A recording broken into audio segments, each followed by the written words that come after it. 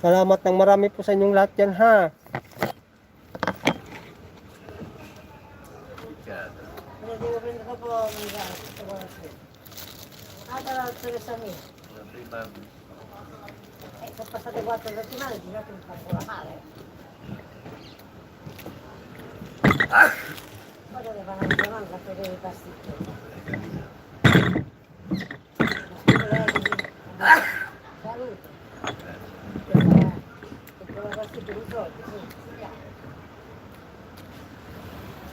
Opo. Opo, lalabs, dito po sa Italia ay allowed ang mga ganito-ganito, kumuha ng video. Sa ano nga, sa metro, sa subway, may isang ganitong kumukuha, yung kanyang content, para dun sa mga mandurukot. Ayun, nakipagbugbugan. Yung Pinoy, nakipagbugbugan dun sa loob ng subway. Nakipagbugbugan dun sa mga mandurukot. Kasi ang kanyang content ay talagang naghahanap siya ng mga mandurukot.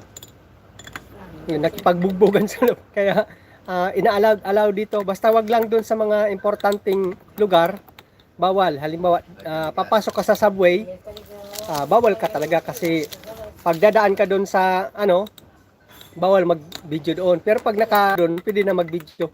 Taka dito yung mga mas gusto nila na kinukunan yung mga tawag din mga archaeological locations dito. Mas gusto nila na binibidyoan. Kasi ang Italia ay ang isa sa nagpapalago ng kanilang ekonomiya ay ang turismo. Turismo. Kaya yung mga magagandang lugar dito, na magagandang locations, mga tourist spot, ay mas gusto, pinapayagan talaga nila kunan ng video para mai-promote. Kasi isa sa nagpapalago ng kanilang ekonomiya ay ang turismo. Patate.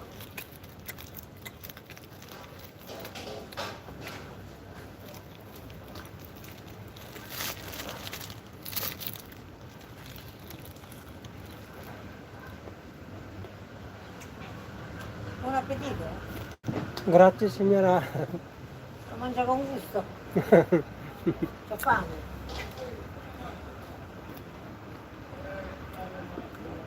Si spegne un altro occhio. Ah, ecco. Vede, fa una cosa che aspettava un anno. Samsung. Quanto contento. Che aspettava messaggio. Sono un'amica mia di Romania. Manda 10.000 messaggi, mi riempie il telefono. Ma l'ultima volta, non mi manda tutti i messaggi. Non so che Kain po tayo mga lalabs. Kain po tayo, kain.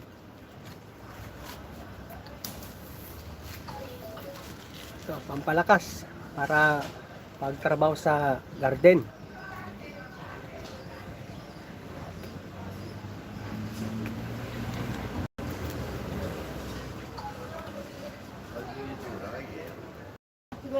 quando era steso, mandato l'anno bianco.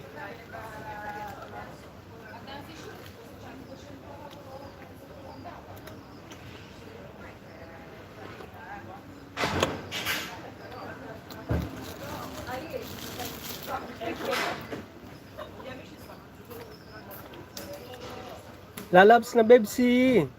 Magandang umaga po. Kain po tayo, Lalabs na Bebsi. Kain po tayo, kain.